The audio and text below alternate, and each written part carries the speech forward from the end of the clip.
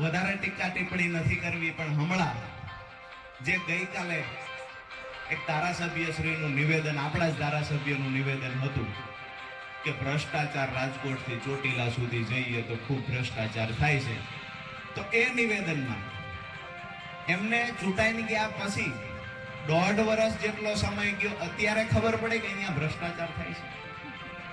અને જ્યારે ભ્રષ્ટાચારની વાત આવી તો માત્ર પોલીસ પર આરોપ શા માટે?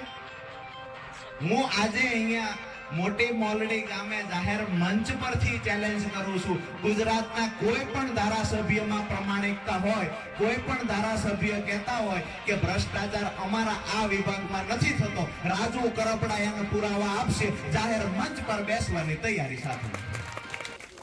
તમને પોલીસનો ભ્રષ્ટાચાર દેખાણો, આ પીજીવીસીએલ વાળા અમારા ખેડૂતને લૂંટે નથી દેખાતું? અહીંયા આરએનબી વિભાગમાં રોડમાં ભ્રષ્ટાચાર થાય, બ્રિજમાં ભ્રષ્ટાચાર થાય, આ ભ્રષ્ટાચાર નથી દેખાતો? ભાઈએ અનાજની વાત કરી તો ગરીબોનું અનાજ પણ લૂંટાય છે, એમાં ભ્રષ્ટાચાર થાય, એ નથી દેખાતો?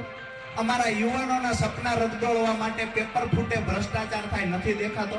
મહિલાઓ માટે યોજના લાવ્યા, ખેડૂતો માટે યોજના લાવ્યા, તમામ યોજનામાં ભ્રષ્ટાચાર થાય, આ ધારાસભ્યોને કેમ નથી દેખાતો? વધારે